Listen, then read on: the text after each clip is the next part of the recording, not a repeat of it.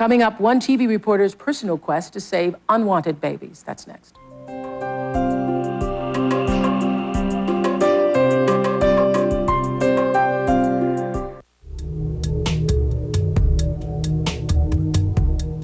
In October of 2000, television reporter Suzanne Hobbs was the first person on the scene when police discovered the body of a newborn baby in a dumpster in Idaho Falls, Idaho. Take a look. Shortly after we arrived, you could see the yellow dumpster. A man from the funeral home reached in and pulled out this little baby.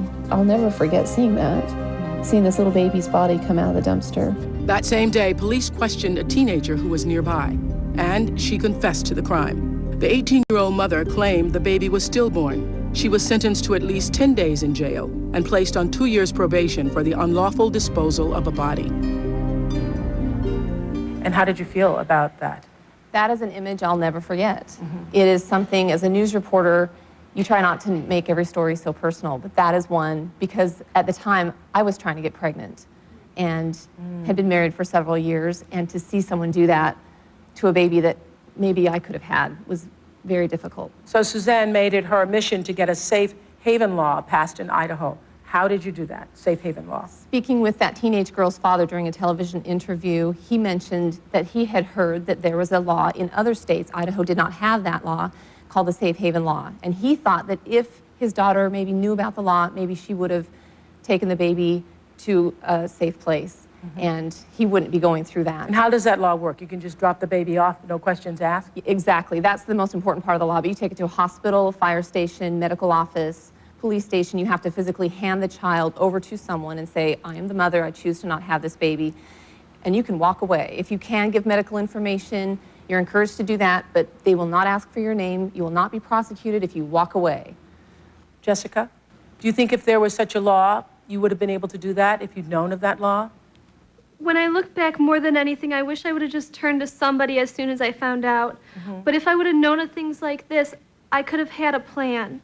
I could have figured out something and possibly taken him somewhere where he could have been safe. I feel that if I would have been more knowledgeable of options, then the outcome would never have been what it is today.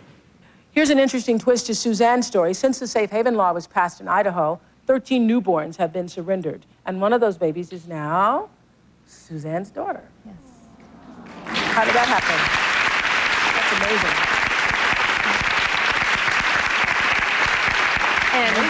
Well, and not only did I end up adopting a safe haven baby, but I went to our state senator, Bart Davis, and I went to him shortly after the father told me that Idaho didn't have a law, and I said, we need to have this law in Idaho.